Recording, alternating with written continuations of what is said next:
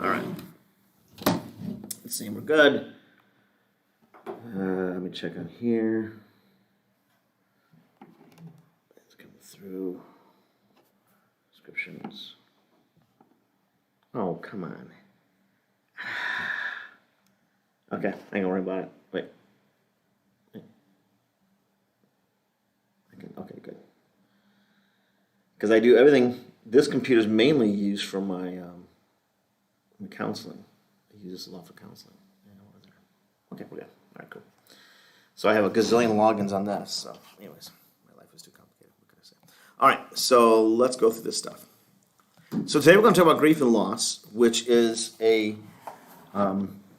topic that is sometimes difficult to talk about, but it is, one of the unique things about lay ministry. There's the fun part of calling up and going to the altars and with new believers and praying for them and following up with them. That's the fun stuff.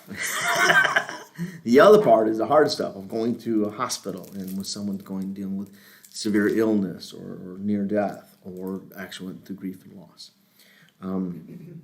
It's that dynamic that we walk through sometimes, and we'll come across different ways. That's why I said we're going to talk about this, but there's going to be I have 7 or 8 slides or whatever, and we'll talk about different points of it, give you some guidance on some things, kind of how to structure how lay ministers step into that as a whole is kind of how we view it as a program. But with that, we'll talk about grief, and like I said, each person has its own unique experiences with it, and you have your own insight, and we'll open up for talk about some of that today. Okay.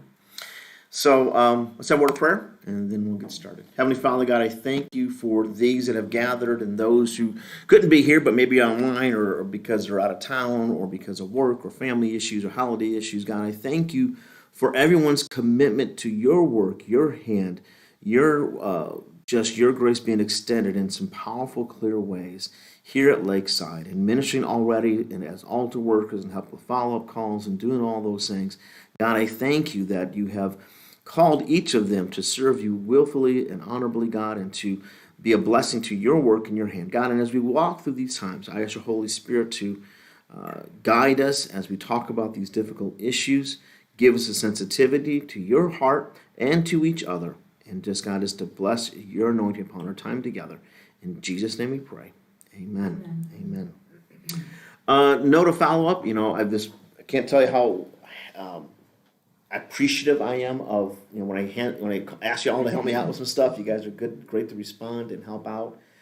This is probably we haven't been this busy for the last 2 years. I mean, we've been busy with COVID stuff, but not like all this different connection that we've been doing and so forth. And so, it's been a very busy season for us, and I appreciate you all trying to help out and do what you can and being flexible. If I can't remember I didn't say. I contacted my ushers, but to contact you all.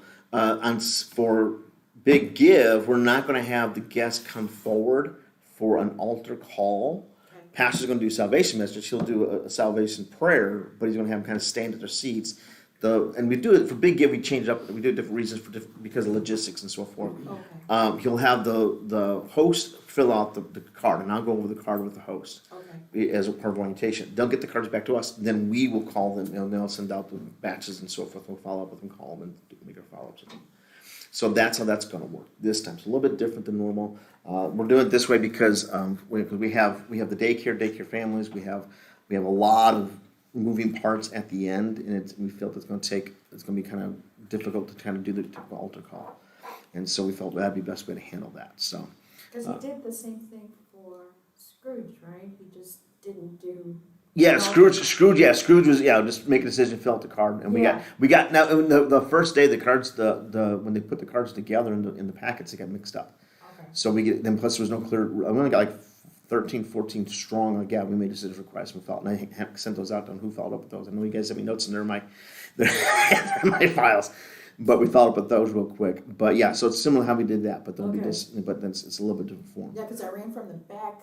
Yeah, so I'm ready to go up to the altar. I'm like, where is everybody? That because I thought I communicated that, maybe I didn't, but but yeah, so we're going to change that up, and they'll be, and then our preference is people come forward and do the altar thing, but sometimes it's just how does that work? How does it feel? Yeah. And it's and we were talking about largest organization that did altar work, okay, is the Billy Graham Evangelistic Association.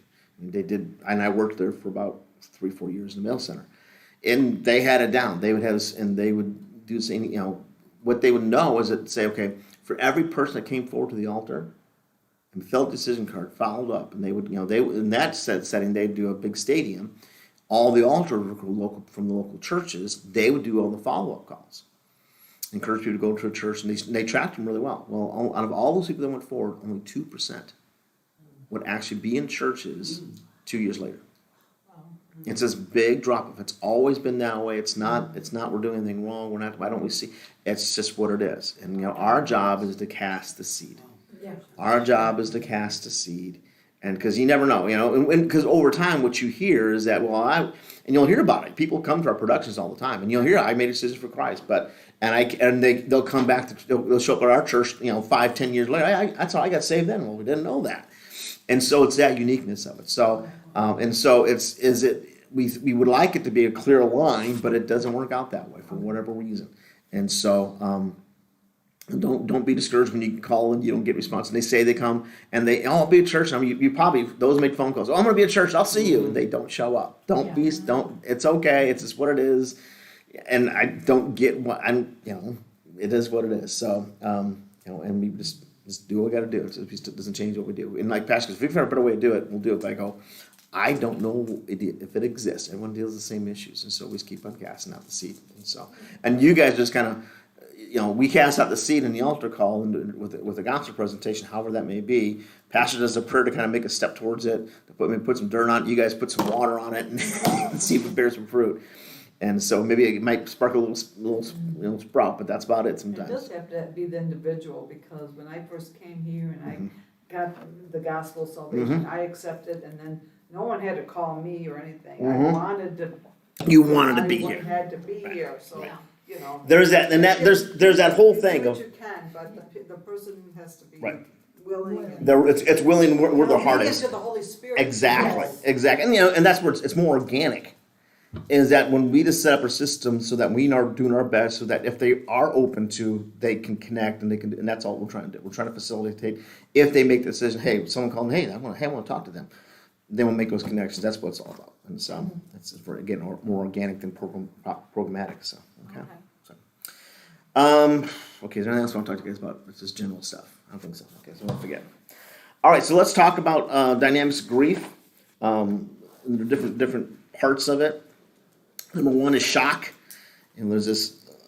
Now, sometimes it's not a total shock. There's always this element of shock. Grief and loss can be felt. For example, when someone goes into hospice care and is clearly at the terminal, that the grief process starts then for the person going through it that's dying, and those around them. And it's unique to see. You'll see it when they're like the doctors will give them a certain, okay, let's do A, B, C, and D. And the doctors will always give a plan. Okay, we'll try this, we'll try that, we'll try this. Sometimes they'll like, there's nothing else we can do. And so here you are. And it's like, well, what about this? What about that? And you'll see the person trying to think, well, why can't we keep on doing that? Because they're in a mindset, we're going to keep on trying to fix this. Because that's how we think. And then, no, we can't. We're not going to do that, because whatever we're going to do is going to do more harm than good. And so in that process, even when the death happens, but maybe a sudden death or building up to death, such as cancer or something like that, it's the shock is still there. It's just in different shapes and sizes. Okay. Catharsis, or the release of emotions, is another part of it. It is the release of those emotions. It's how that looks and feels is very, very different for every person. A lot of that comes from models that we have in our lives. How the family, the system, they express emotions. If they're very guarded with emotions, it'll be a very quiet funeral. I've been in funerals, and have done quite a few of them, where it's been wailing and gnashing of teeth. I mean, it's been hard. Not in a bad way, but the emotions release. When I started the service, I remember this recently I did one, and when I started the funeral service, it was like dead quiet. I get up, say a prayer, and then like 5 people are like wailing. It's the children and the siblings. And I just paused, and that was okay. And so sometimes that happens sometimes in public, sometimes in private. It just happens in different ways, okay? So that's one part. Another part is depression.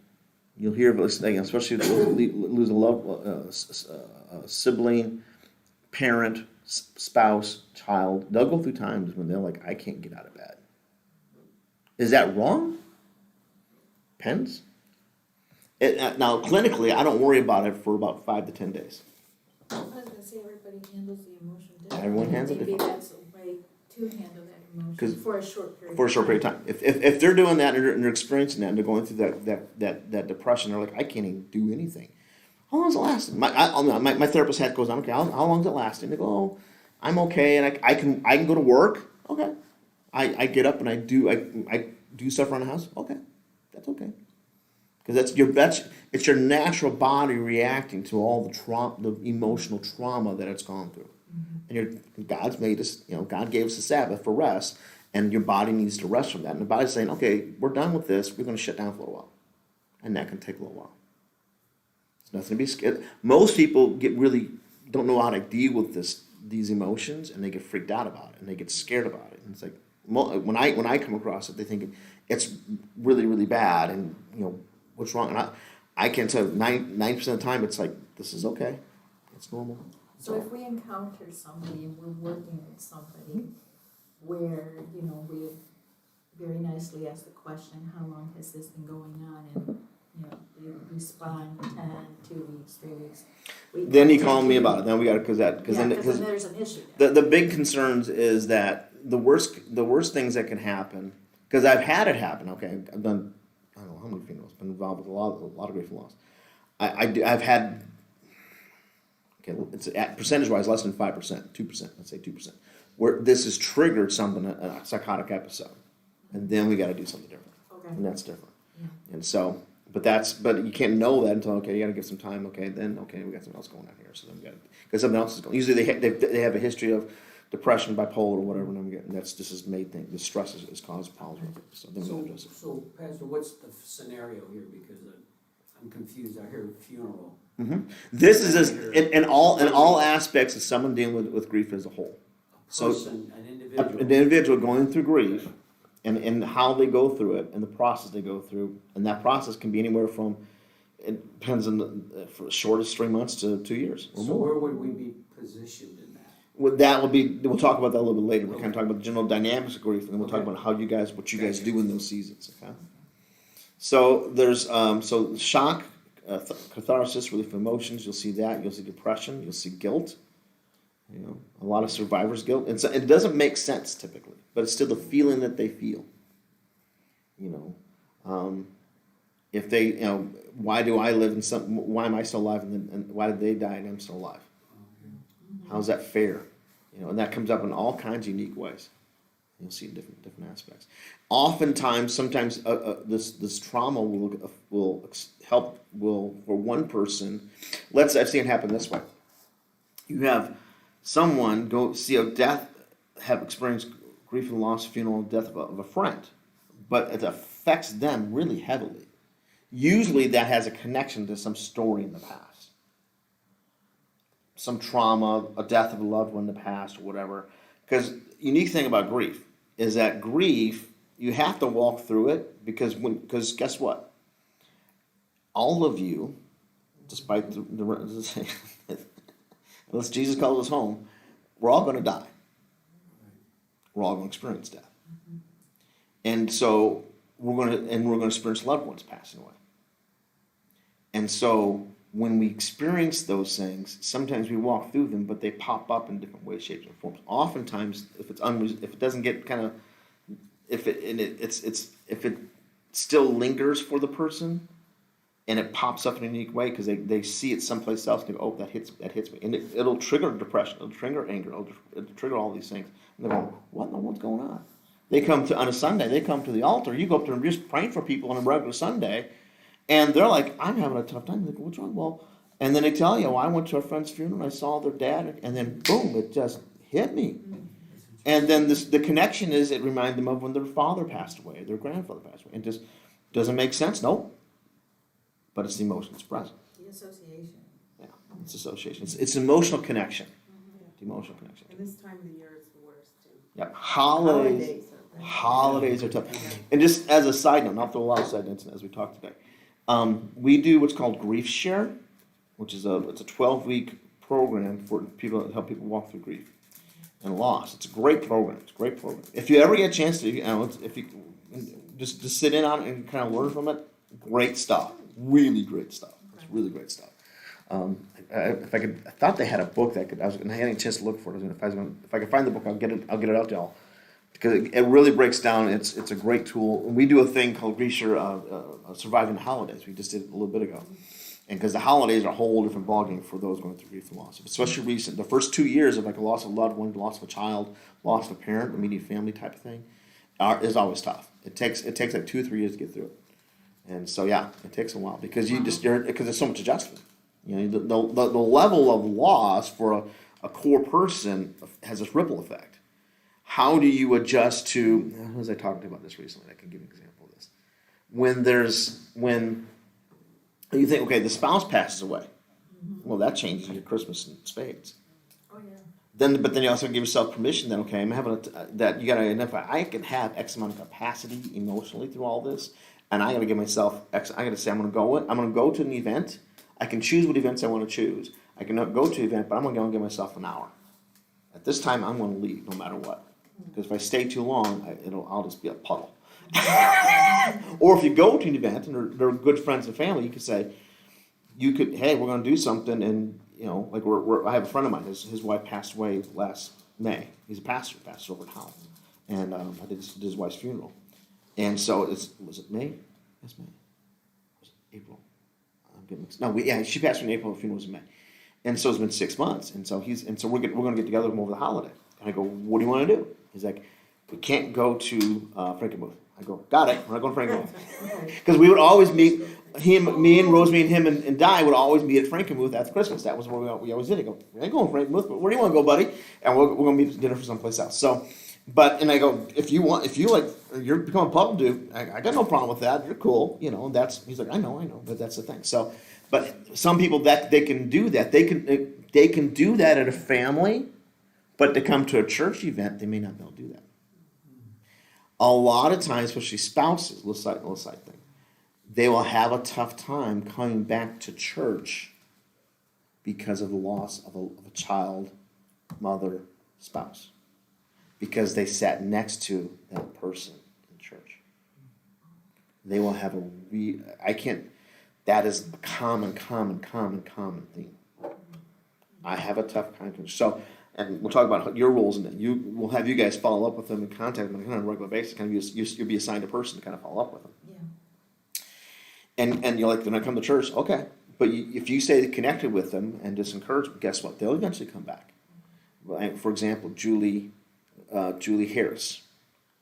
When Julie Harris, Dean Harris was a great sound guy. He was great. He was involved with Bethesda, and he did a lot of stuff here at Lakeside for us. And her husband, they go to Solid Rock service. So it's her and her 2 adult daughters now, and they adopted a little girl called Katie. They adopted her 10 years ago. No, Katie's 8. Is that right? So 6, 8 years ago. And Dean had cancer and passed away. And Julie was like, I will be at the church. She didn't want the funeral at the church because she didn't want to have that memory of Dean's funeral at the church. Okay. And because when I was like really surprised at first, because he was very much, we thought, well, we'll have this funeral here. And so I went to go talk about it. His brothers did the funeral, and I was involved in service and so forth. And I said, I thought we're not doing it at the church. She said, no. She goes, Pastor Ray, no. I don't want it at the church because I don't want that memory of him in the casket at the church because I want to come back to the church. I go, gotcha. Oh, wow. Got it. We're good. No problem. Yeah. And so those things come up. So, but then coming back to church, she's like, I'm going to go to church no matter what. She was really strong-willed. Like her daughter's like, we don't want to go, Mom. You're going. Bless God. We always took you to church no matter what. You're going to church, so we're going. So suck it up. And they should. And there's that season, and there's some that they just, it takes them probably 2-3 months. They'll come to an event, but sit in a sanctuary for a service and worship is really hard. And I've talked to people about this, and they go, and they go, what'd you do? I went, and I cried. I go, okay. What's wrong? Nothing wrong with that. That's okay. And that's the process. And this is 2-3 months after. And how long it takes depends on the So person. what's the best thing to do when, you come across somebody that's grieving? I mean, how do you, just listen to them? Just I mean, be what do you do? your biggest role. Just like at the end, we'll talk about this. But your biggest role is to represent Christ's love, and be present with them in a real tangible way. Mm-hmm. And you just do that consistently. That's all you need to do. There's no magical words to say. Most times we say stupid things. So we're going to talk about that a little bit too. But it's so when all that happens, you just kind of walk with them through it. You just be present and just you're there and you're consistent, and that speaks volumes. It really, really does. Teresa Edwards has done really well with this, and so I wish she could have been here to share some experiences with y'all. When I can't think of her name now. June Gravitz, her husband passed away, and so she was going through a lot of grief and loss. And so Pastor and I Hal was still around back then, so we're all doing, and we go do communion at the house and do the stuff, and we go to houses and do communion before COVID. We'd go visit her, and she'd be the grief was so much, and so we say, Teresa, can you just? My language would go, your job is June. Call her once a week, pray with her, and just stay connected with her. And she did. She would call her. If June went into nursing home care, had hip surgery. I never heard from June's son, but I know right away from Teresa. She'd call me right. Hey, Pastor, what's going on? Hey, can you guys make sure she wants to see you guys for communion? Your pastor. She goes. One time she goes. Because you've gone a couple times. She really wants Pastor to go. I don't care. Pastor will go. I don't. That's fine. And so she stayed with her through the whole time. Years until when she passed away, and she was at the funeral and all that. And so it was. That's all she did. And it was really cool because she would pray for June, but June would pray for her. She was blessed by as much as June was blessed by it. It was and it was not. It was she'd call once a week, once every 2 weeks, stay on top of it. It was really a challenge because Teresa had a little more time because when June went into the nursing homes. To call someone at a hospital can be challenging. Call someone in a nursing home is like absolutely nightmarish unless they got a cell phone. You can't. It's hard to get a hold of people because you got to. Oftentimes you call the room, they don't answer. The phone's not working right. They call the nurse. It's real hard to call people, and so especially during COVID, because June was in nursing home care during COVID. She broke her hip during COVID. It was really we couldn't go in the hospital to see her. But Teresa would spend hours just trying to get a hold of her, and she just kept on trying. And I'd call, but I got 100 people to call. I can't spend all day on it, but she would just stay with it. But she had the one she had to take care of, and that made a big difference. So that's a simple thing of just being present. But there was a depth to that relationship. So, it's how deep do we, as lay people, do we engage to the point of that under shepherding of someone, Sure. calling him every day, And it gets relationship. it's how many people? How far do you want? We'll talk. We'll talk about it once a week. Call because as pastors we only call like once a month, maybe once or twice a month. Okay. So laymen are asking them to call once a week, weekly, and that makes a big difference for the average person going through something like that. There's this, grief is a bigger one, but then long-term illness is another issue where the people are, they got long-term issues, health issues. And so you just call them once a week, just checking on them, praying with them, I know what you care about them, and then, and we're doing that. That is just a once a week type of thing. That's good. Now, Teresa would only call about once a week, but it was over a long term.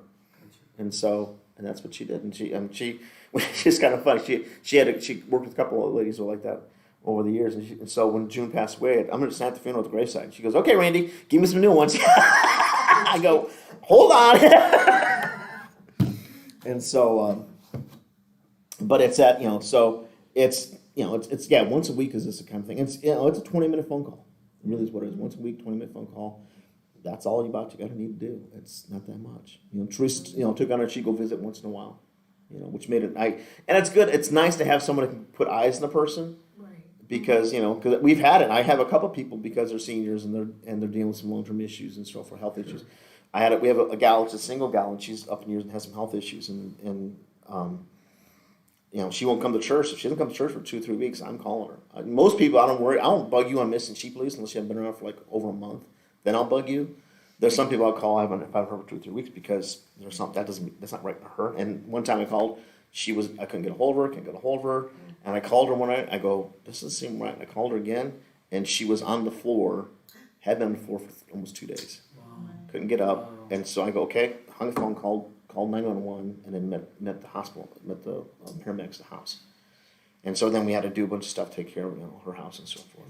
But those types of things, that's logistic stuff that sometimes we had sister. If you remember, Sister Clark. Oh, sure. She was we kept on calling her, no one could get a hold of her, And like me and Pastor were like in the office, I go, I've called her, and I was like calling her a lot because it's really odd for her not to be around. And I go, and he called his son because he hasn't heard. He called his son. He goes, we were in his office. His son called him because he hasn't heard from her for like a couple days. It's not like her.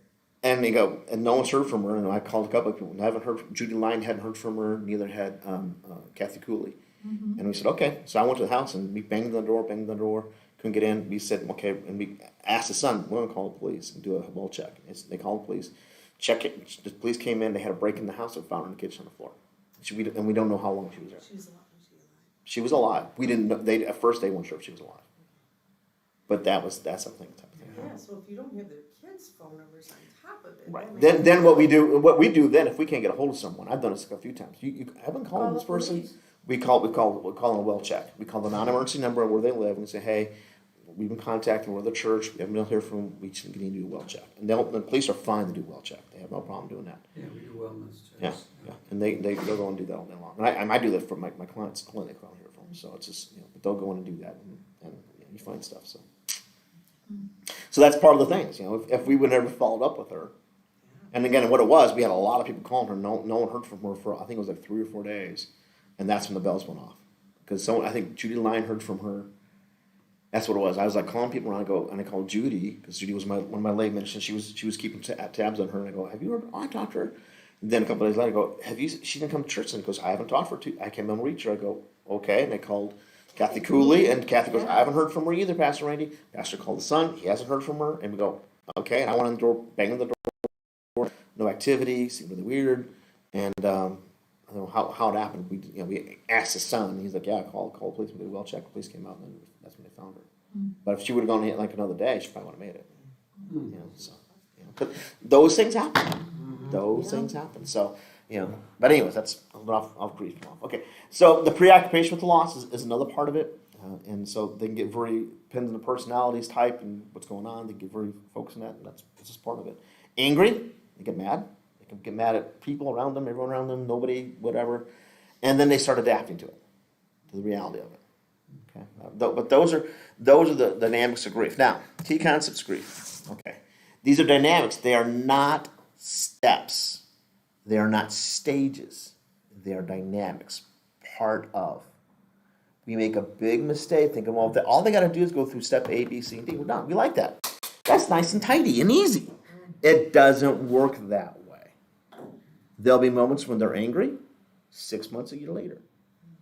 There'll be moments that they'll be preoccupied 2 years later. There'll be moments of all those aspects of grief. Depression will come out of nowhere. A year, 2 years later, no big deal. And in grief show they talk about it, a good example. What I call the side hit. And where they'll be kind of feeling kind of normal, life's going okay, and then boom. No triggers, nothing. It just hits. And they go, what in the world? I'm going nuts. And that's normal. There's all those aspects of it, and that's okay because there's no steps. It's not a phase.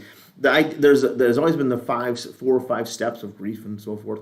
And the person that penned that was the publisher made him put it in a book, and they didn't like the idea because they know it's not real. And so they spent the rest of their career trying to correct. It's not steps, it's just parts of.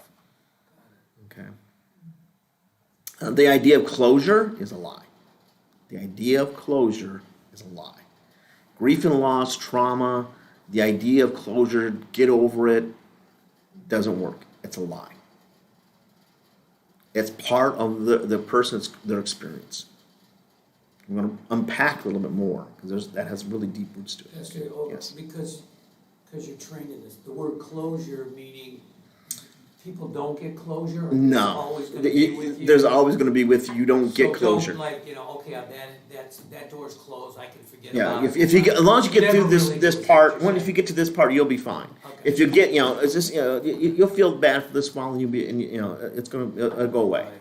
It doesn't really necessarily go away. Depends on the level of grief and loss. And you've experienced it yourself. You've lost loved ones, family, parents, things of that nature, and you feel that. And so, when someone goes through a spouse, child, whatever, they still feel that. Okay. Yeah, that's a good point. See, I was taught that it was closure, but, yeah, she'll get closure, she'll move on, and it'll get better. We'll talk about that. It's a different dynamic because to get closure. Okay, think about this. To say that there's closure for a child or spouse, for example, then the idea of the person stops. How do you tell a mother of a 10-year-old child that died of a tragic accident, that the idea of the child will stop? They'll slap you upside the head. Is a great example recently, right? Yeah. Yeah, Right, it doesn't stop. doesn't stop.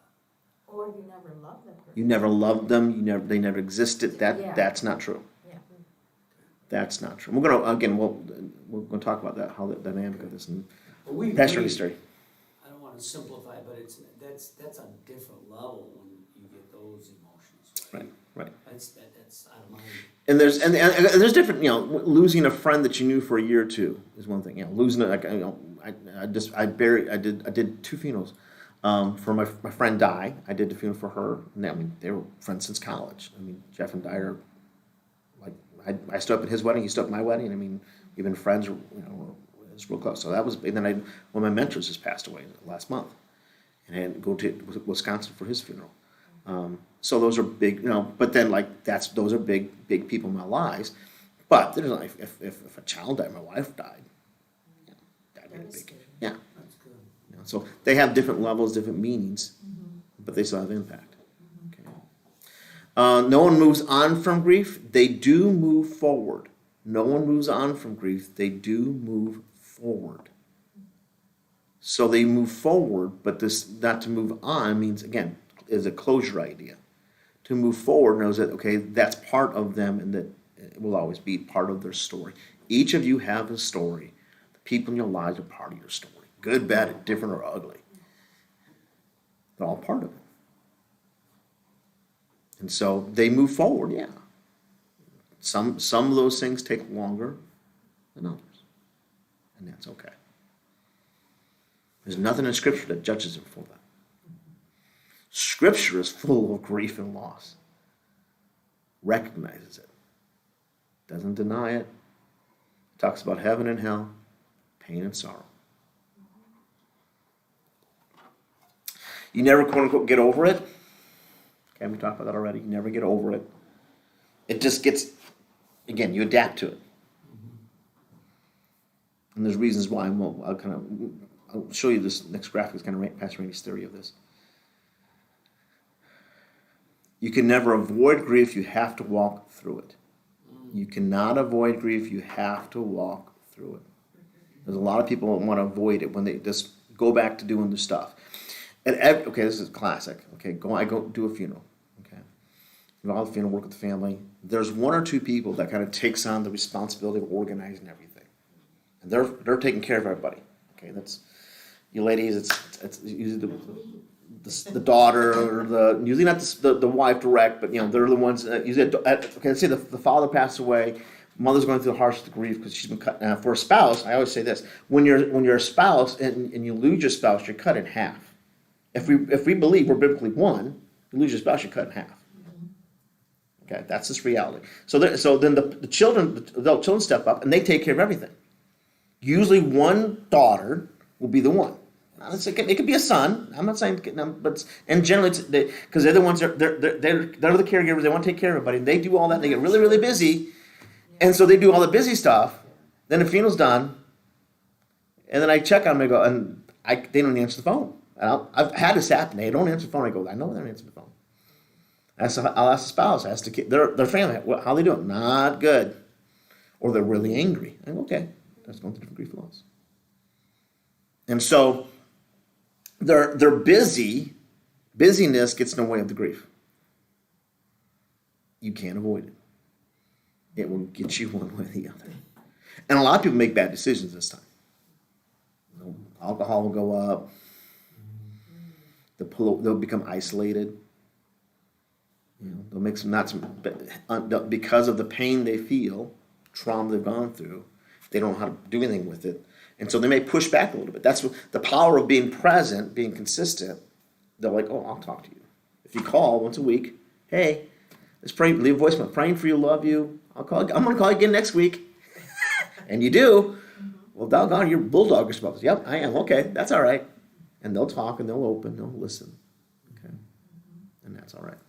Okay. You cannot set a time frame on it. It doesn't work. For example, like if someone loses a spouse, I'm like I tell people all the time. I told my friend, he's a pastor. Go, now, dude, no girlfriends for 2 years. He's like really? What? No big deal. I'm just saying off the bat. This is Pastor Randy's rule. And so he's gone through 6 months. He goes, dude, I'm so lonely. I go, remember my 2-year rule? He goes, I know, but man, it's so lonely. I go, that's why I said that before. So you remember I said that. I go, he goes, is that like a hard? I go, it's not a hard rule, but it's a good thing to follow because you don't want to do anything stupid.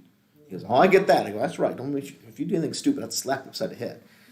He goes, yeah, you would. I go, you got that right. So, but it's that true, there's this thing that when someone loses someone, there's this vacuum and they want to fill it back up. Mm. And sometimes you can make a really bad choice with that.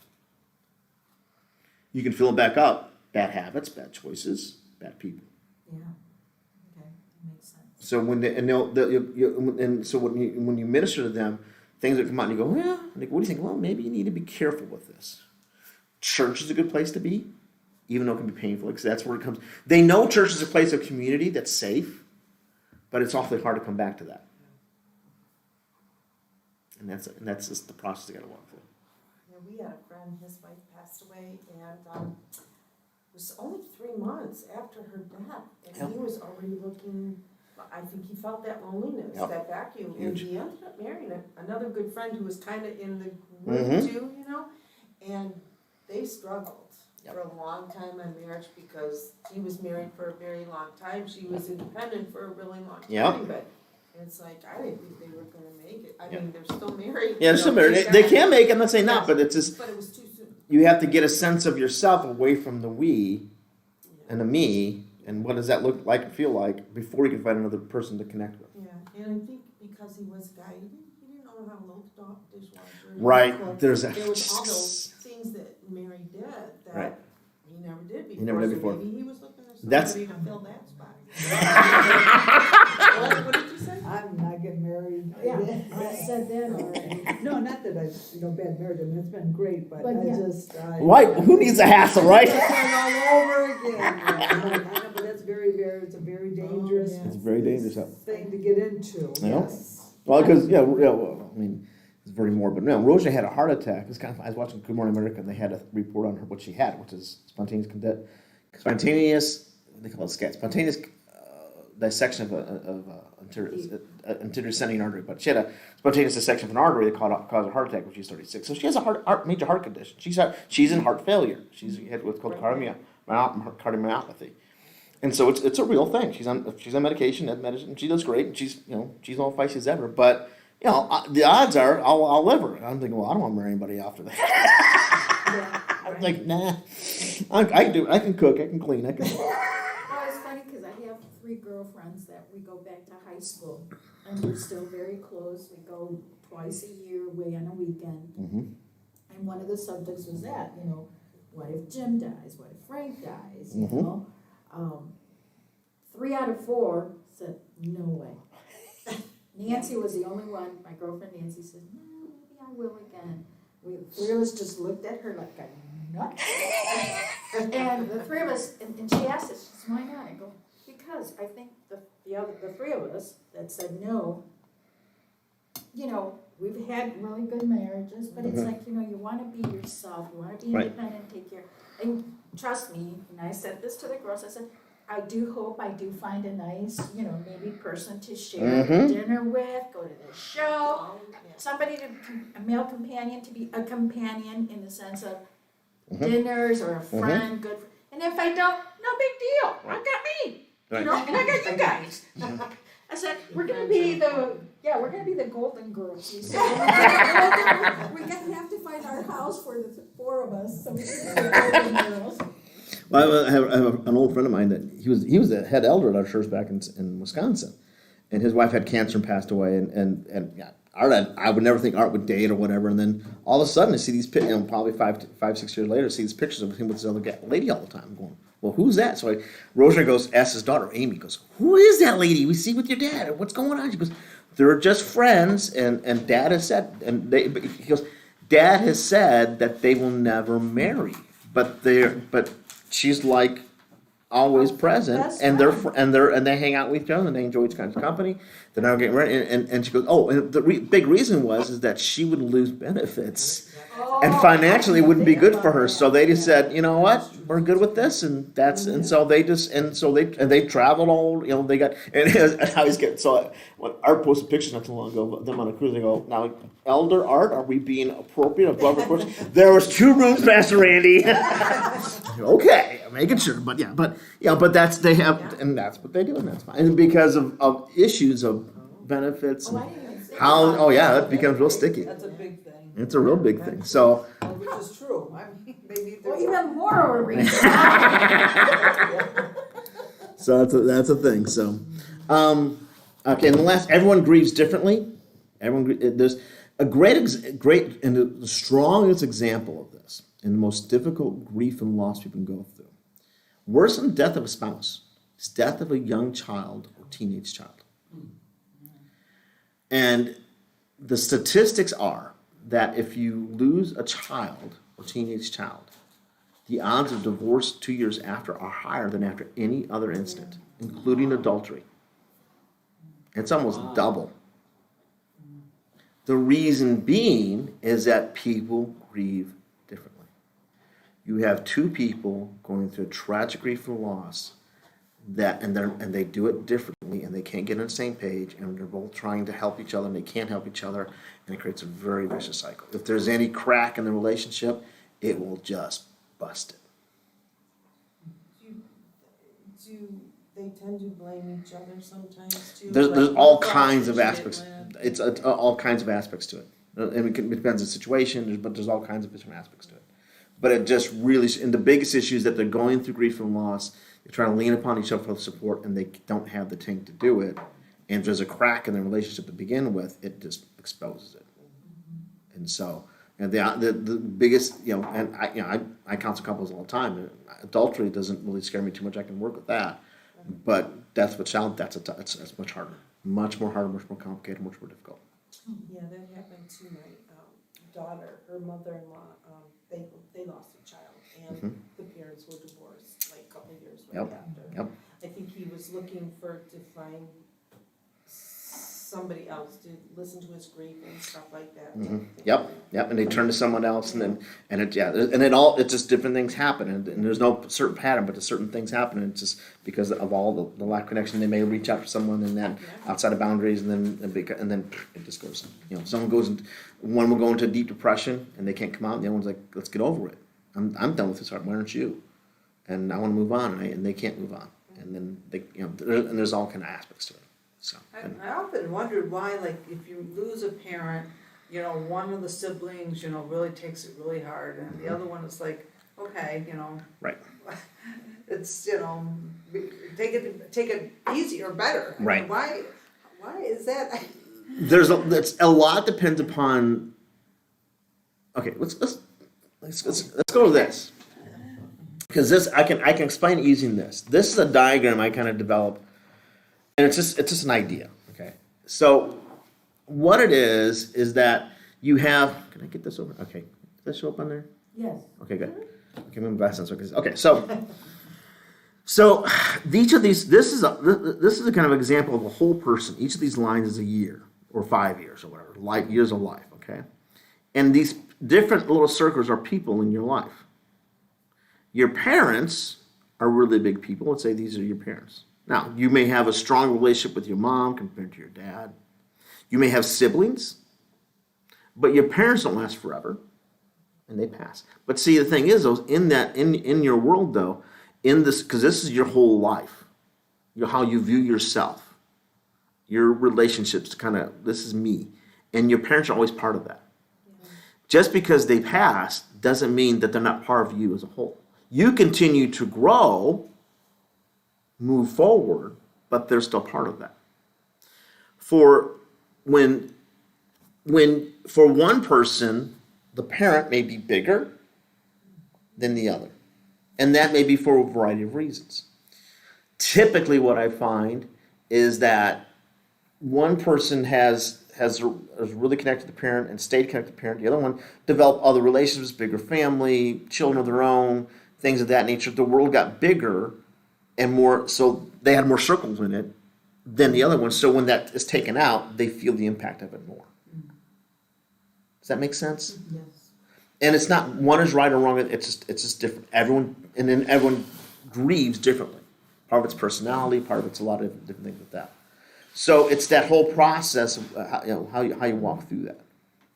But like for example, you may have a child. Your spouse is a big part of that. You lose your spouse. It's your spouse would probably typically be your parents because you've been stuck with your spouse longer than your parents, and live with you.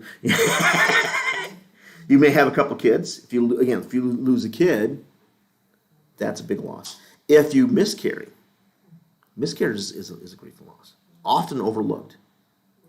If you're a 20-something and your first baby, and you carry to any sense that there's a life inside of me, it was a life, and it's loss.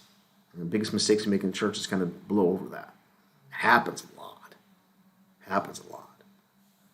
And so. You can put all kinds of little circles in here that are family members, just cousins, friends, long-term friends, and they have different impact.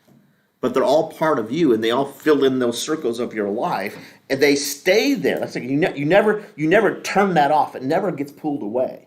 It always stays there. It may not stay with you throughout all those as the circles continue to grow. It's still present, but it still has an impact. But you continue to move forward.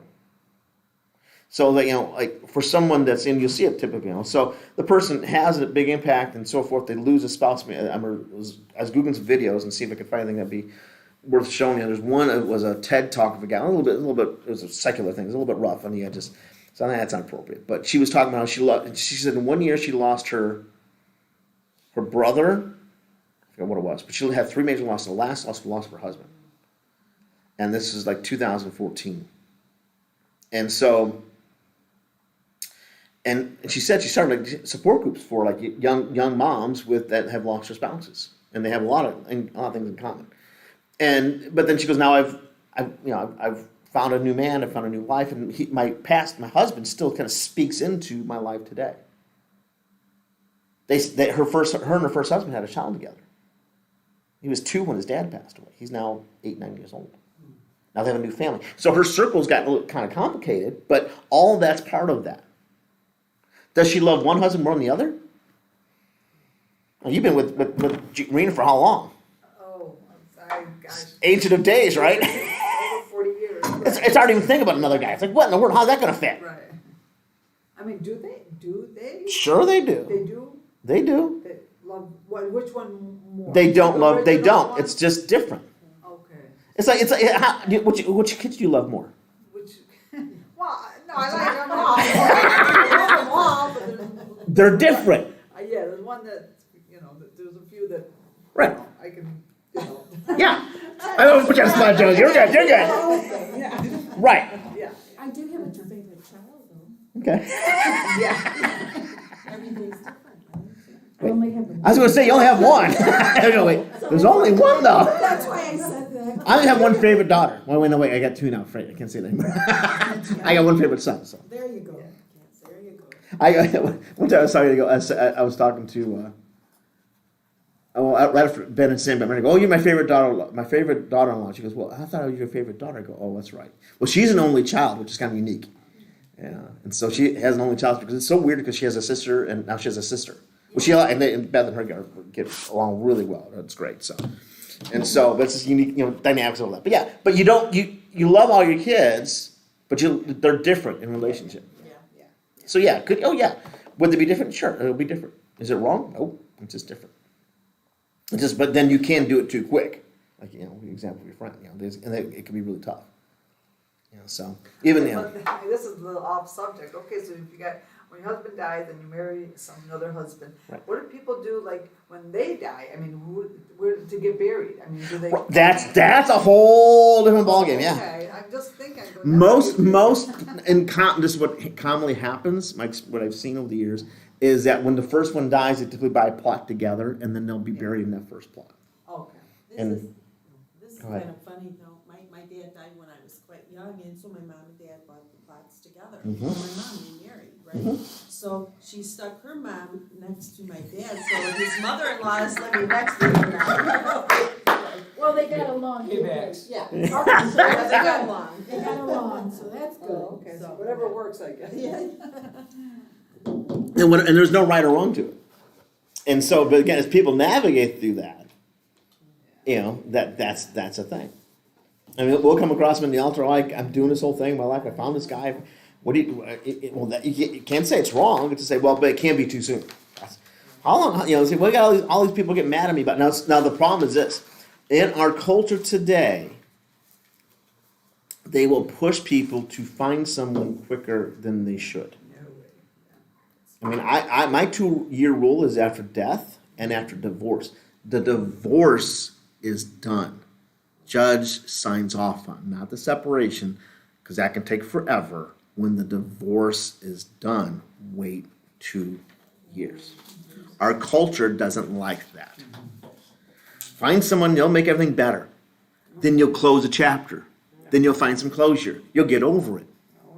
No, you don't. You bring in your past into your present, and then you got a mess, and you come see Pastor Rainey at the clinic. Yeah. Okay, it doesn't work. So you run across it. And they go, "What do you think?" 2 years is a good thing. They go, "If you don't like it, blame Pastor Randy. I don't care." But it just because they got to get a better sense of themselves. Because these circles, they get complicated. If you try to force something into this, it doesn't work. If you try to block out these, avoiding grief tries to ignore the person, which is, I think, people try to avoid grief by doing different things and not walking through it. And they put themselves in a quagmire then, because then when they do that, they're ignoring the person that they feel the pain over. That's the choice they're left with, which causes huge conflict. And oftentimes they do that because they're scared of the pain. They feel, I'm going to go into a place I won't be able to get out. Because that could feel very deep. Like I can use Jeff as an example. He's pretty open. He's going through this. His wife went through horrible cancer. I mean, it's been grueling. It was really hard for us. I mean, we were scheduled to meet with them. We always get together around Christmas time, and they had to cancel. She wasn't feeling good, and then she went into a week later, 2-3 days later, she's in the hospital, and they diagnosed her with stage 4 cancer. And they did chemo, and she did well. And then so we couldn't see her because she had treatments. She was very limited who she could see. Waited and waited. We'd call, and Rosie and I would text, and this and that. And then we finally she got clear enough to go see, so we could see her. Okay, schedules are busy. Work, he's a lead pastor. He's doing mission trip and this and that, and does all kinds of work and stuff. And we're busy. Okay, it takes for us to find time. Okay, we got time. And then she relapsed, and then it was over. And the worst of it, we couldn't go see because of COVID. A lot of people couldn't see her because of COVID. And so it was all busyness and all that, and to go and he knew that she was going to pass. I mean, he called me up. He goes, "She wants you to do the funeral." I go, "Okay, I'm doing the funeral." "What time?" He goes, "Well, she hasn't passed yet." I'm like, "Okay, but." He go, but they planned everything out. We got to the house. When we went to we got to the office and walked in the church, and it was a very full church. And I found Jeff, and we went to his office, and he had a box full of, because Rosie and Di would watch Little House on the Prairie movies, all these old, movies all the time. They compare notes on Hallmark Channel movies. They found, all those type of things. They compare notes, and she had a box of all her DVDs and books that she set aside for Rosie. Oh. She set aside. I mean, they had everything all planned out. He had his house cleaned out of all her stuff a week after, because that's what she wanted. And the kid, I go, now he did. I go, whoa. How are the kids about this? They go, they're on the same page. I go, don't make anybody. No, they're on the same. Okay, good. The grief started earlier, and they walked through that process. So now he's like, but the depth of the loneliness. He goes, nights suck. And I'm just like, how are you sleeping? I check with him once a week. How are you sleeping? And I go through my routine. How are you sleeping? Sleep is a big important. As an adult, okay, if you're someone that's sleeping 2 hours or 2 hours or less, more than a day or two, that's dangerous. After grief. At any stage, at anything. If anyone's getting two hours of sleep a night, and that's all they're getting on an average day for more than 2 or 3 days, that can be dangerous. Is it a psychosis? They can go into psychosis type of thing. That's major depression, that's psychosis, bipolar, schizophrenia, take a pick. Did it actually throw you into those? That's a symptom of that you're going into that. So less than 2 hours is scary. That's when you contact Pastor Randy. Now, if you have one night, only sleep 2 hours one night, okay. Odds are you'll crank out 10 hours the next day. That's fine. But long term, that becomes a problem. That's one of those big, bad, scary So things. for more than 2 days. More than 2 days, we worry about.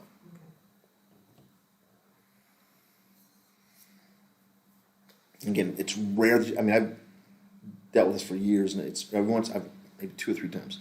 That's been an issue. Just run across it. So. Most of the time, it's saying that they'll run across it. I didn't sleep at all. Okay, and then how'd you sleep the next day? I slept pretty hard. Okay, I crashed during the day. Okay, or they get their days and nights mixed up, and that's a thing. It's like it's good for them to get. They gotta be careful how soon, but then to do something different. That's helpful and constructive, because they got to rebuild. For those that lose a loved one, child, they got to rebuild life. If someone's caring for their parent leading up to the death, which is very common, they get, what do I do? What does psychosis mean? Psychosis can be basically psychosis is you kind of go into a mental state of high anxiety or low depression, and it's you can get delusional, you can get That's when things could go really bad. But one of the key signs of that is lack of sleep, less than 2 hours. As an adult, you need. Is that the catch-all word? Yeah, it's catch-all word for that. Yeah. Okay. Yeah. That's interesting. So yeah, 4 hours sleep is not great. 6 hours sleep is kind of what we need to function. As we get older, we need less. I know, isn't it? That's really weird. That's why. Yeah, our junior hires need like 10 hours of sleep a night. You get in your 50s, 60s, 70s, you're like, I could get by in 5 or 6 hours of sleep a night. I'm good. As long as you wake up refreshed, it's fine. If you're 7 to 8 hours is average for adult, anything over 12 hours more is of somewhat concern, but not too bad. Yeah.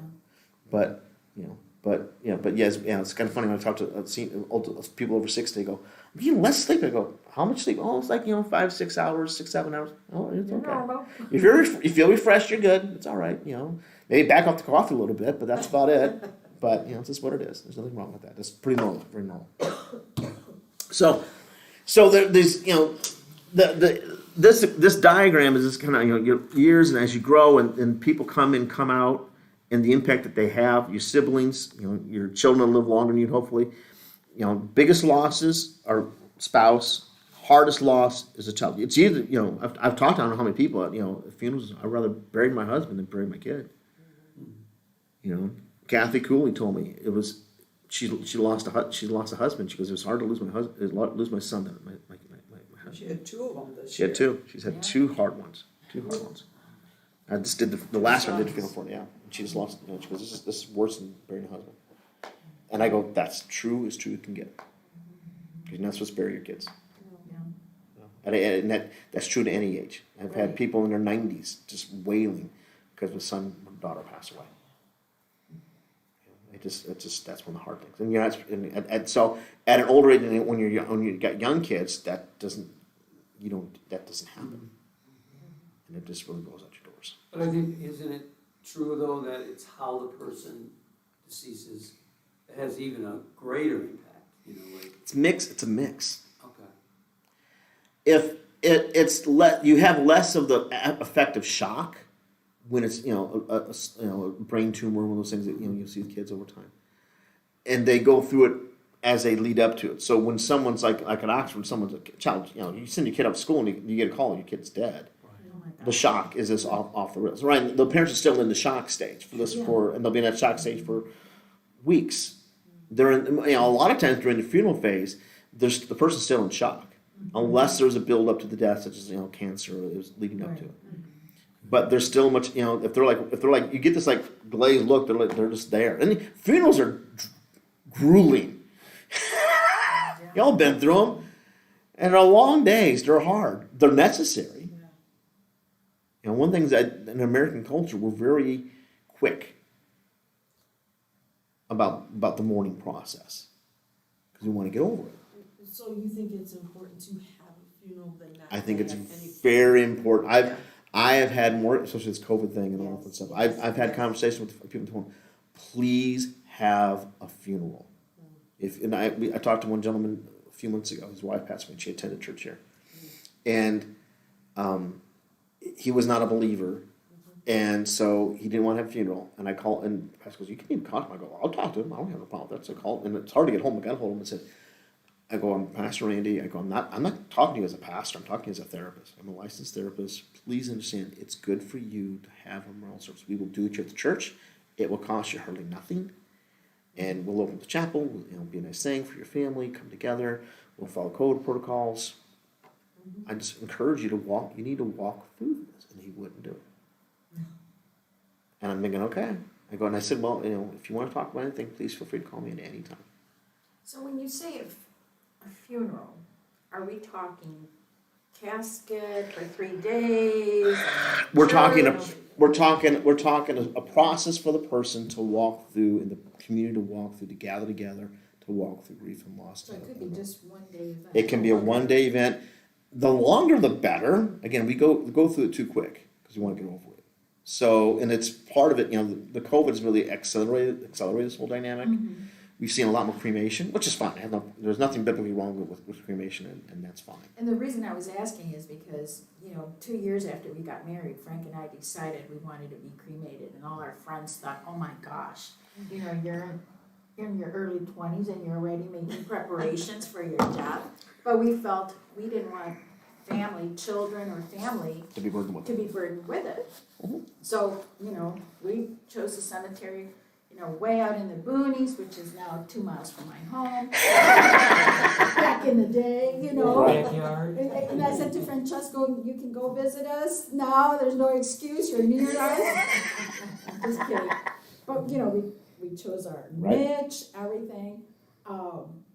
But in our minds, it's like, okay, we're going to pass away, donate my personal, but it's not on our licenses. We're going to donate our organs, be cremated, and then just have like a church service, and that's it. Yeah, that's fine. But it's only going to be a 1 day affair. But if you're saying the longer the better, I'd like to think my kid's going to really miss me. So I'm going to give it more time to grieve. It's not for the dead. It's for the living. So it's a process of giving them time to do so. So for like when there's a burial, it's the steps leading up to it. It's the process you walk through. And so when it's a burial, like because I did a whole thesis on death and loss and with children. And because I always get the question should kids be at the funeral? Should they be at the kids should be at everything they can be at. Because and I love the new format of a lot of the funeral homes. They put a playrooms where kids can go, and that's cool. And we got great funeral homes around there. Know them all, and I've talked to a couple about this stuff. I was talking to I work a lot with Sullivans, and they're great to work with. And I was talking to one of the main guys over, and he goes, "Isn't there we could do different?" I go, make sure you guys have a better play space for kids. He goes, why? I go, and he goes, yeah, we think it's because they have a traditional building. I go, yeah, it's hard for that to do. I go, if you ever made a renovation, made more space for kids to go to hang out, because this couple have a kind of more central. I go, that would be a real win-win for you guys. I go, because I'm real big on that. And he's like, okay, that's good to know. But he goes, they provide a lot. They do great with that stuff. So, but it's that idea that people need to be a part of the process and be present with it. It's a finality of it. It's just because everyone grieves differently. So with everyone grieves differently, the experience that they're walking through is different. For one person, when the person was in the hospital bed and died, and because of our spiritual conviction, they're gone. What was there is a shell. That person that I loved, that I cared for, is gone. So whatever, I don't care. Okay.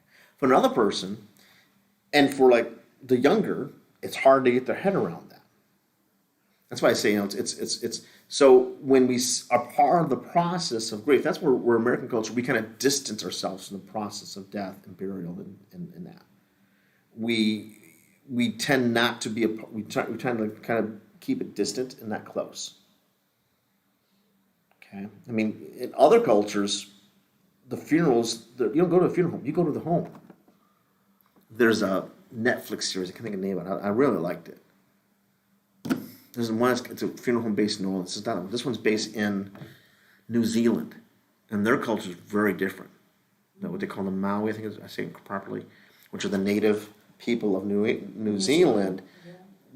They don't go to the funeral home. They lay them out in the house, and everyone comes to the house. I came from Colombia. Okay. South America, when I was a child. Mm-hmm. But I remember going to a neighbor's funeral, and the casket was in the living room. Yep. They took the Yep. furniture That was out. very common until Civil War, really. That's when funeral homes And kind I of took off. remember that. Yeah. That's a very American idea. And I came from Bogota, which is the capital Wow. city, so we're not talking, Right. tiny little village. Right. Yeah. And so, but there's this process of grief and loss and value to it. Okay. And so those steps are important. So the visitation, the service, the luncheon after, the burial, whatever, all those steps have a validity to it, and to walk through that is okay. And so the more you can do those things, the better, I think. Again, we tend to, and again, if it's okay, because I'm like, whatever you got to do. So if cremation, okay, you got to do a cremation, okay, because of logistics, and good Lord, it's really expensive. It's like crazy expensive. A cremation, it's $800. I mean, it's not that much. We've helped the church, for good faithful members have been financially strapped. We've helped pay for that. We didn't pay for all, but we've helped pay a good half at least. We need to do that because it's reality. But then a week or two later, wait till all the family gets together, however time that is. A month later, have a real service here at the church. Cool, and we'll do that because it's important to do those things. But if you rush too quickly, then you run the tendency to try to get over what you can't get over. That isn't real. And again, each person is different. So the person when the person dies at the nursing home or hospital, they're gone. When the child sees the person buried and put in the box goes in the ground and covered in the dirt by the tractor and all that stuff, and they go, okay, that's where they're at. For a child, that's why talk about kids. For a child, that's very concrete. That makes sense. If they are not part of that, they'll fill in the gaps with their own ideas, and they'll come up with far worse than whatever was reality. Two things. My daughter's brother-in-law passed away last year, and he had small children, and it was really nice. They did have a room where all the kids could run around crazy, whatever, because they were volleyball. But I watched a couple times where a couple of the younger kids actually stepped on the little stool and looked in the grave at their dad, or looked in the casket at their dad and stuff. And I go, wow, he's probably he's just sleeping or whatever. But all the kids were there. Yep. So, but my dad died when I was a freshman in high school. And one thing that my mom, I think during that time, she wanted to protect all of his kids. So we never. I think once he was in the hospital for 4 months, I think we went once, as, Wow. even as high school kids, me and my older sister. Now, we had a 2, 4, 7, 2, 4, 8, 10-year-old Wow. kids. But even as older kids, my mom was trying to hide that from Right, us, right. you know, And that's because, and that's the culture from it. back then. When I'm reading a quote from a book on grief and loss, and they said, well, we like the idea of little John when Kennedy was assassinated. He stood up strong as a soldier, saluted his dad. That was strong. We like that narrative. That narrative is not true. Reality is that they got to walk, be a part of the process. And it's so funny because what do you do at a funeral home? What's the proper protocol and all that stuff? And people will touch the body. What, do you do that? Is that whatever? You ain't gonna bug them. But it's just these things that we need to do. So kids to be part of it, and everyone to be part of it as much as they can, because it's that finality of it. It is part of that helping to move forward. So, okay, I had talked to someone. I knew this would go long. Yeah.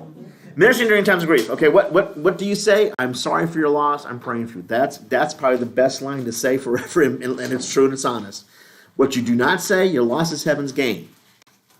That sounds really nice, but to the person going through grief and loss, they don't care. They're feeling pain. You're ministering to the person that's going through grief. They feel the pain. Scripture is full of pain, of loss. And that's okay. So don't say it's heaven's gain to that person. They're feeling the loss. Okay. Be authentic. If you can share a true statement about the loved one that is lost, that is good. It's good to share. Don't make one up.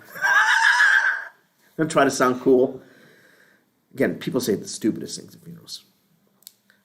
Be careful when comparing your loss to their loss. If there's a strong parallel, it can be helpful to share, such as a similar death of an equal relationship. It helps normalize it. Say, if you can say, well, my dad passed away of a similar thing. I have found people, and it's kind of unique to see, these unique friendships kind of happen. And it's typical, our churches are wonderful in this aspect. Someone will lose a dad to a similar cancer to someone else. They'll go to the funeral and they'll kind of say this, and you can say, when this happened to me, related to similar relationship to the person, and they went through the same type of thing, I felt this. What you do with that is you kind of normalize what they may be feeling, and you may help frame it up. And you say, this is what I went through. You may be going through something totally different, but this is what I kind of went through. And I just thought I want to share it with you, so maybe help you understand a little bit, because this can be overwhelming. It was overwhelming for me. So you're saying you do that? You do that. If you say I had a similar loss, that's why with I talked about the mom that did the TED Talk, and she got together wives of young kids that lost their husbands, and they got together, and because they understood. Because a lot of people don't understand that, and that's when you don't understand it, don't say anything about it. But that when you understand it, if you can say I can relate, don't say when my mother passed away can relate to when your husband passed away. No, I can't relate my loss of my child to your loss of your mother. It doesn't. It's not the right fit. Okay. And who's calling me? So it's that whole process that you got to kind of give some time to.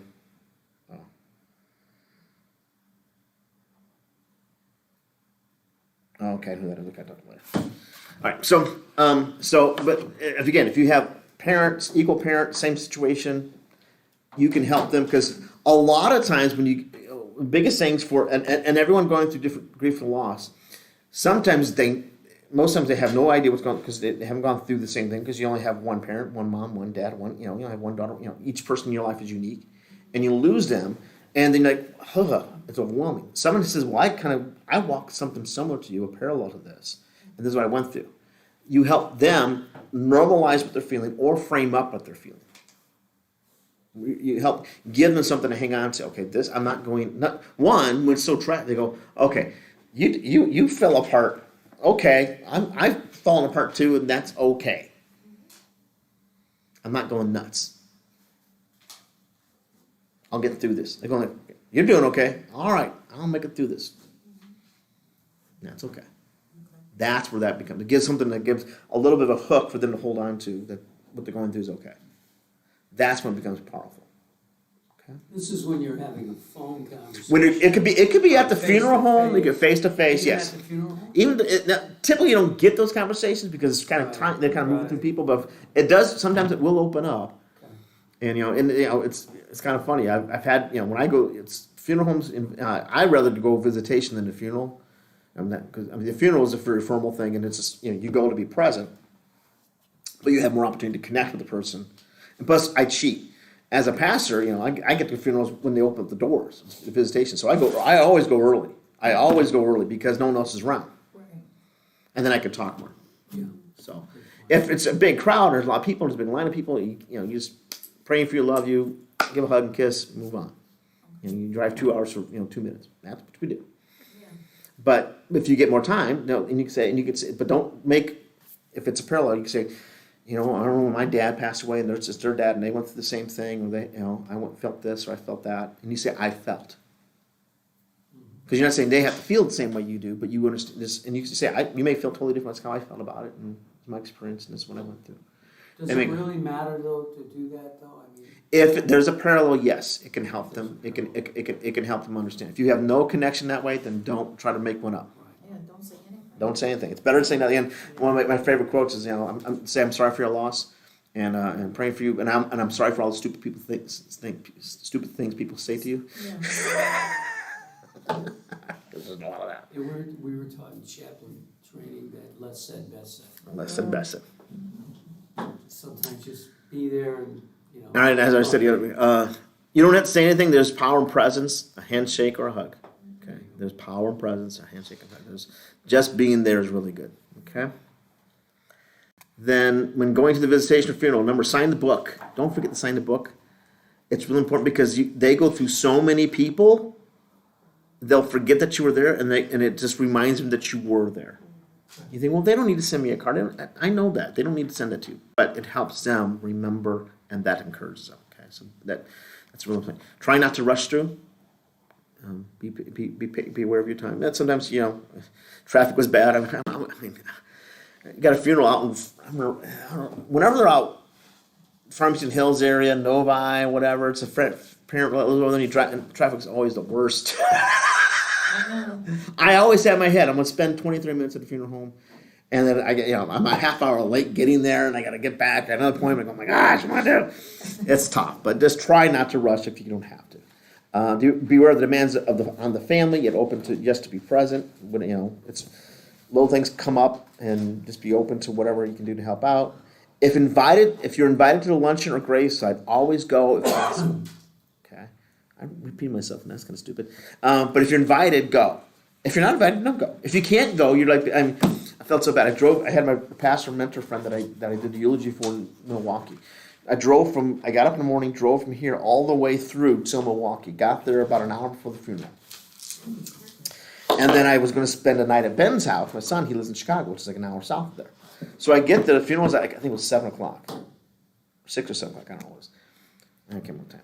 But I told Ben, I go, when the funeral's done, I'll drive down to your place, and then, because he wanted to make dinner for me. I go, okay, I'll come down and drive to your place. Because Ben likes to cook, and he's like, hey, I'm making this and that. I go, okay, I'm driving down. So I promise I'll be there. I'm there at the funeral, I do the eulogy. I was there before and met with family. I was there like an hour before and talked with everybody. It was a really small turnout. And so it was nice visiting with him. So everyone goes up and greets and says goodbye to the family, and I shake his wife, Ruth Ann, who's a dear friend of ours. I say, love you, care for you, we'll stay in touch. She goes, well, you come to the funeral luncheon?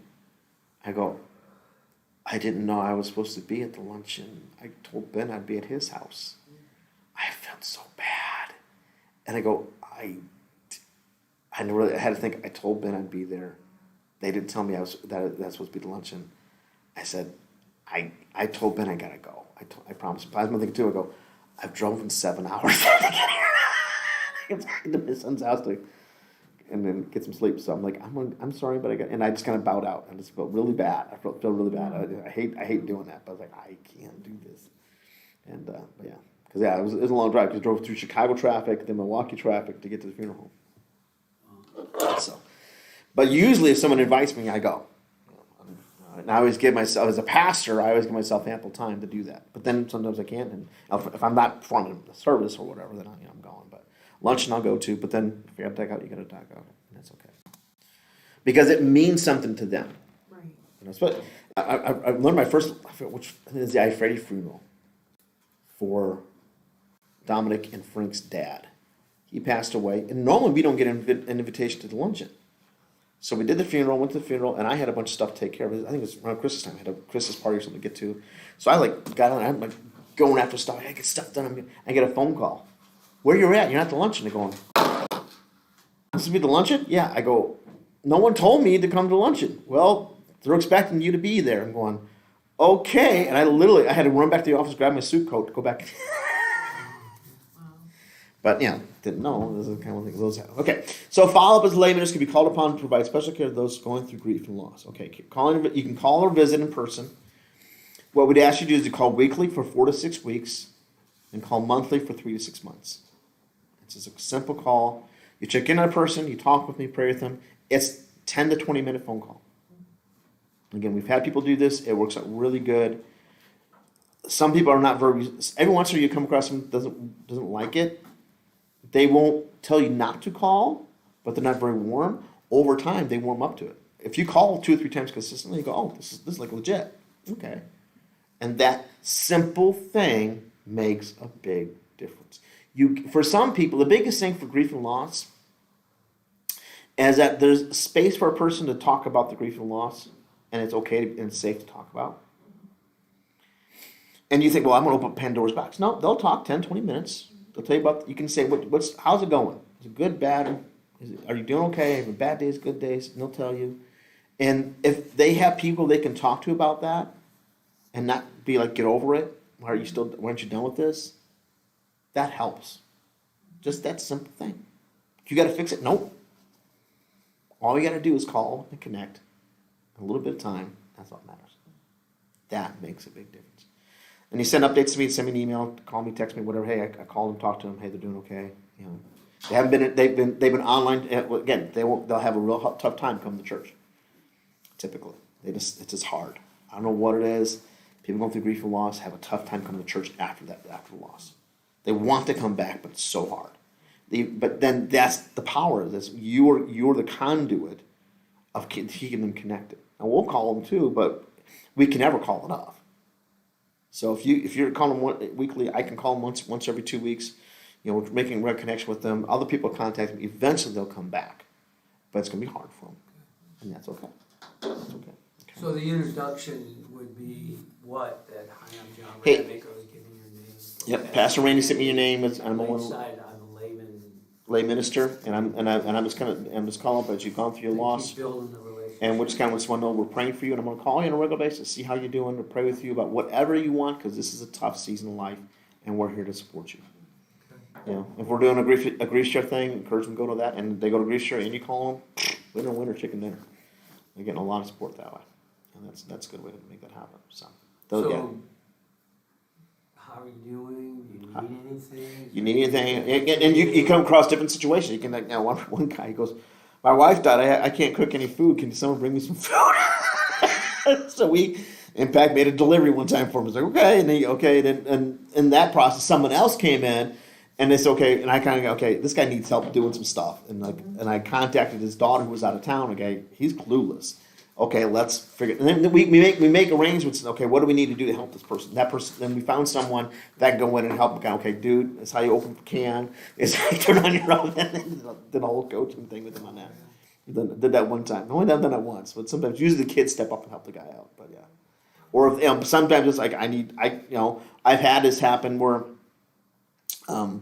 it's been a big blow and big shift. They got to sell the house. They're gonna do it, and like I have a house full of stuff. I need help cleaning some stuff out.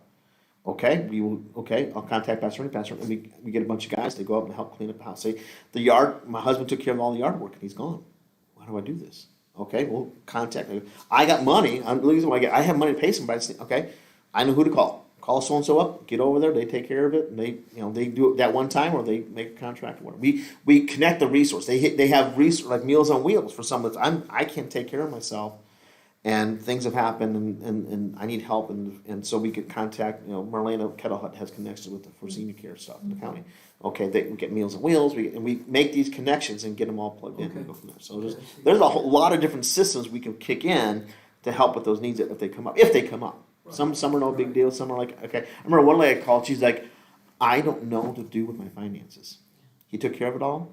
I get all these letters. I get all this money coming in. I got a huge check, and I don't know what to do with it because I got his life insurance. So okay. So I know a few guys in church. They're good financial men. They're great men. They will help you out. I call them up. Who can help me? I'll help. Okay, call them. Make it happen, and they do. It's good to know. Yep. So that's the thing. Is if they need help, then we find the resource they need to help. So in the course of that praying with the person or talking to that person, those things are gonna come up. They're gonna come up, and then you say, okay, well, I'm gonna make a note of that. And I'll let Process it. right. Okay. Yep. Listen and convey to you. Yep. And then what we'll go we from there. hear. Yep. Okay. What we go from, then we go from there. Makes sense. But understand that they may go through like points of they're mulling on the loss, or they're angry at someone. Okay. Right. Just And I roll do with it. appreciate that kind of trying to discern what level they might be at. Right. But I'm not a psychologist, and I'm not calling as a psychologist. Right. I'm calling as a person to pray. And, Right. The careful. And the caring person of Christ. Right, You know, like, exactly. hey, I'm doing this because I love you. Right. Exactly. That's what drives the engine. Non-threatening, not like, let's process, let's come out, suck it up, nothing Right. like that. Right. Just simply, Be and present. then get back to you and say, here's what I think. Right. And then you would go, oh, here's what I felt, here's what I Right. thought. And then we go from And there. then you might go, okay, this is a little deeper than I Right. thought. Right. Or it could be as simple as it's going great. It's going right. It's just the process of walking Yeah. through, and they're okay. Yeah.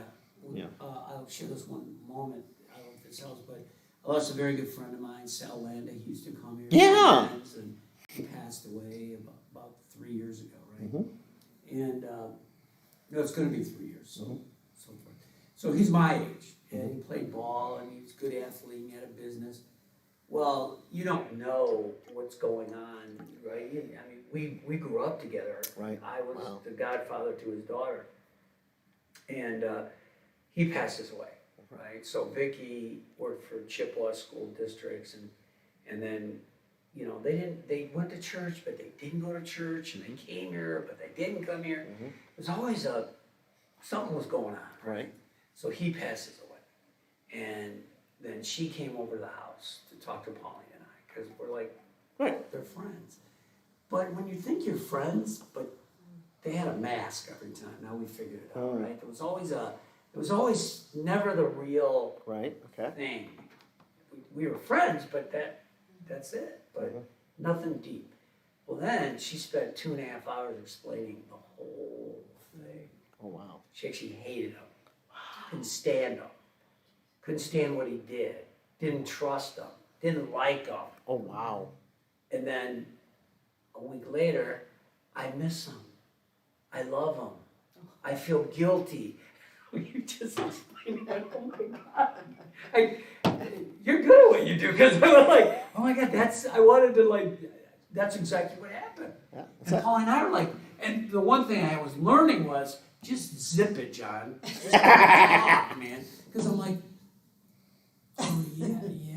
Well, I remember him going to men's. I always related to God or the church. Right. That was the only thing because I didn't know where to step. They were Right. landmines. Uh-huh. Oh, wow. Oh, and she was like, I hated him. She was I mad at him. Stab him, and I'm like, She was mad because that he left him. That he left He him. left him, yeah. That's exactly, and I just realized that, you know what I mean?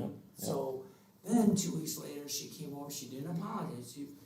She just found someone she could talk to. My wife's a good listener, you know? And we were just like, oh, okay, let's have a glass of wine and, kind of calm down. And these are emotions of a guy that I was my friend for 30 years, but we got into the guy stuff. Right. The guy stuff, Mhm. business, and he had a wine Right. company, and very successful. I mean, but he was just, I don't know. You guys don't get into the feeling. Women are more Yeah. Feeling. feelings, Yep. Yeah, where the right, men right. are more business driven, Right. accomplishment driven, Task oriented. task oriented, where Yeah, we're task more oriented. on the emotions. Mhm. So we have a tendency to share more, I Right. think. Mhm. Right. I don't know, I It's a do. process. Come on. Yeah, if you looked at, and this is helping me, but if you looked at Sal's resume, it was amazing. MBA from Columbia, Mhm. senior vice president with, Orange, I'm trying to think of the orange juice company. Oh, wow. Tropicana, Yeah, one of the big, Something. Minute Maid or whatever it was. Okay. He's VP, he played semi-pro baseball, played the guitar, wrote music,